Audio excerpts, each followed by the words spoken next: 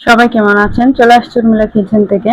আজকে অল্প পরিমাণে মাংস ছিল, সেই মাংসটা দিয়ে আলু দিয়ে পাতলা ঝোল রান্না করব। এটা কিন্তু রুটি দিয়ে খেতে খুবই ভালো লাগে। তাই আমি বাসার মধ্যে কয়েকটা আলু কেটে নিয়েছি, প্রায় 2টা আলু দিয়ে দিয়েছি, আর সামান্য পরিমাণে আমি গরু মাংসটা ধুয়ে দিয়ে দিয়েছি। এখানে আমি পেঁয়াজ কুচিটাও দিয়ে দিয়েছি সামান্য পরিমাণে, 2 মুঠের মতো। এরপর কয়েকটা কাঁচামরিচ ফালি করে দিয়ে দিয়েছি।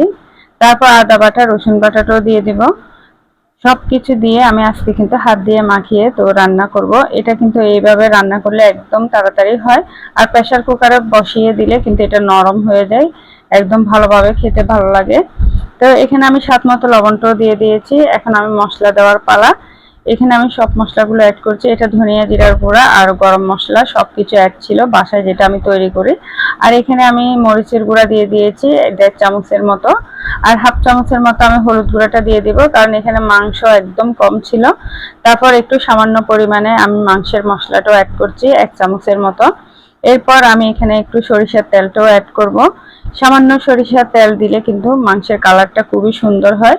এই যে দেখতে পাচ্ছেন, একদম সামান্য পরিমাণে আমি সরিষার তেলটা দিয়ে দিয়েছি। দিয়ে হাত দিয়ে কিছুক্ষণ পর্যন্ত মাখাবো। এখানে আমি 2টা টমেটো কেটে দিয়ে দিয়েছি একদম ছোট ছোট করে। এই যে হাত দিয়ে অনেকক্ষণ পর্যন্ত মাখিয়ে নিলাম। ভালোভাবে মাখিয়ে তারপর আমি এটা কিন্তু বসিয়ে দিব। এটা খেতে খুবই ভালো লেগেছিল। আজকে কিন্তু এই ঝোলটা অনেক মজা হয়েছিল। এভাবে পাতলা ঝোলটা আমাদের বাসায় সবাই অনেক পছন্দ করে। তো প্রায় সময় আসলে পাতলা ঝোলটা রান্না হয় না, একদম একদম মাখা মাখা রান্না হয়। আজকে আমি পাতলা ঝোলটা রান্না করেছি। এই পর্যায়ে কিন্তু আমি কিছুটা সয়াবিন তেল দিয়ে দিয়েছি, দিয়ে আর একটু মাখিয়ে তারপর আমি সামান্য হাতটা ধুয়ে পানি দিয়ে দিলাম। পানিটা দিয়ে তারপর আমি প্রেসার কুকারের ঢাকনাটা লাগিয়ে কিছুক্ষণ পর রান্না করব। কিছুক্ষণ পর আমি এই যে দেখতে পাচ্ছেন আমি কিন্তু এটা কষিয়ে নিচ্ছি। তো কিছুক্ষণ পর পর আমি কষিয়ে দিলাম। আমি এখন ঢাকনাটা কিন্তু মারি নাই।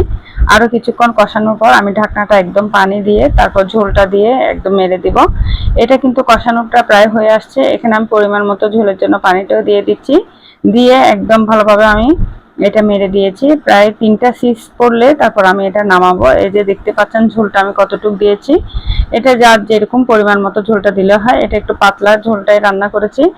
একদম সিদ্ধ হয়ে আসছে। আমি কিছুটা ধনিয়া পাতা দিয়ে দিচ্ছি। তো ধনিয়া পাতাটা দিয়ে এখন কিন্তু আমি আরেকটা পাতিলের মধ্যে এটা নামিয়ে আর একটু বলক উঠিয়ে নিব, যেহেতু এটা অনেক বড় পাতিল ছিল আর মাংস ছিল একদম কম। তো যাই হোক, এখানে কিন্তু একটা পাতিলে আমি এগুলো ঢেলে নিয়ে নিচ্ছি। নিয়ে তারপর আমি কিন্তু এই যে এখানে কিন্তু কিছুটা গরম মশলা আমি দিয়ে দিয়েছি। গরম মশলাটা দিয়ে আর একটু বলক ওঠা পর্যন্ত অপেক্ষা করব। বলক উঠে আসলে তারপর এটা আমি নামিয়ে একটু গরম গরম পরিবেশন করব। তো পুরো ভিডিওটা দেখবেন, কেমন লেগেছে অবশ্যই জানাবেন। সবাই লাইক কমেন্ট শেয়ার দিয়ে পাশে থাকবেন। আল্লাহ হাফেজ।